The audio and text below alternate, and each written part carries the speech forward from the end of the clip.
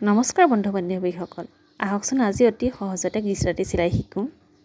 প্ৰথমতে সৰু সৰু আকাৰে বৰফি নিচিনাকৈ 5টা ঘৰ আঁকি ল'ব, ঠিক এনেধৰণে। তাৰপিছতে বেজিটো নিজৰ মই বাওঁফালে সোমোৱাই লৈছোঁ। তাৰপিছত যেনেকৈ আঁকি থৈছোঁ তাৰ পোনে পোনে ৰছীডাল সোমোৱাই দিব। এটা কথা মনত ৰাখিব, সদায় বেজিটোৰ আগত সূতাডাল ৰাখিব। তাৰপৰা এটা ঘৰ সম্পূৰ্ণ কৰিব, যাতে ফুটা কৰি থ'ব, যাতে পিছত ৰছীডাল আমি সেইপিনে পাৰ কৰে আনিব পাৰোঁ। এটা ঘৰ সম্পূৰ্ণ হোৱাৰ পিছত আকৌ ওপৰলৈ গৈ ওপৰৰ ঘৰটো সম্পূৰ্ণ কৰিব, ঠিক আগৰ পদ্ধতিটোৰে। এনেকৈ কৰাৰ পিছত এটা এটাকৈ কৰি গ'লে ধুনীয়া হৈ যাব। যাতে ভুল নকৰিব, যাতে নহ'লে পিছত সেইটো খেলি মেলি হ'ব পাৰে। এইটো প্ৰথমতে এইটো ঘৰ কৰি ল'লোঁ, তাৰপিছত আকৌ তললৈ উভতি আহিম। ঠিক আছে, আকৌ আগৰটোৱে চাওকচোন এনেদৰে ৰাখিব সূতাডাল, যাতে পিছত আকৌ সূতাডাল পাৰ কৰাই আনিবলৈ অতি সহজ হয়।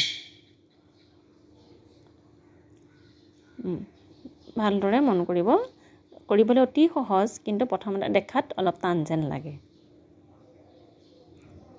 আকৌ য'তে আৰম্ভ কৰিছিলোঁ শেষত সেই তাতে আকৌ ঘৰটো আমি প্ৰথমতে এই বক্সটো এনেদৰে বনাই ল'লোঁ। তাৰপিছত আমি এই সূতাডালে লাহে কি কৰিম, এনেকৈ পাৰ কৰাই লৈ যাম। এতিয়া আমি আকৌ গোটেইখিনি বাওঁফালে প্ৰথমতে আৰম্ভ কৰিম। চাব, যোনডাল সূতা ওপৰলৈ আছে সেইডাল তললৈ কৰিব, যোনডাল তললৈ আছে সেইডাল ওপৰলৈ কৰিব। ইয়াত আমি কাপোৰখনত বেজি নভৰাওঁ, সূতাৰ মাজে ভাগেৰে কৰি যাম। এই ঘৰটো থৈছিলোঁ তাৰেদি পাৰ কৰাই দিলোঁ। এতিয়া এডাল ওপৰলৈ এডাল তললৈ কৰি আকৌ যোনটো ফাঁক থৈ গৈছিলোঁ ওপৰত, সেইটোৱেদি বেজিটো পাৰ কৰাই লৈ আহিলোঁ। ঠিক সেইদৰে আকৌ এটা থৈ গৈছিলোঁ যে, সেইটো পাৰ কৰাই লৈ আহিম। এয়া চাওক, আকৌ ঠিক বেজিটো আকৌ তেনেকৈ এডাল সূতা ওপৰেদি এডালৰ তলেদি লৈ আহিম। এয়া চাওকচোন, এটা পাহিৰ দৰে হৈ গৈছে ফুলৰ। ঠিক আকৌ ওপৰৰ ঘৰটোলৈ তেনেকৈ গুচি যাম। এয়া এডাল সূতা ওপৰলৈ এডাল তললৈ। ইয়াতো সেই একেটা পদ্ধতিয়ে, যাতে কৰচা হয় বস্তুটো।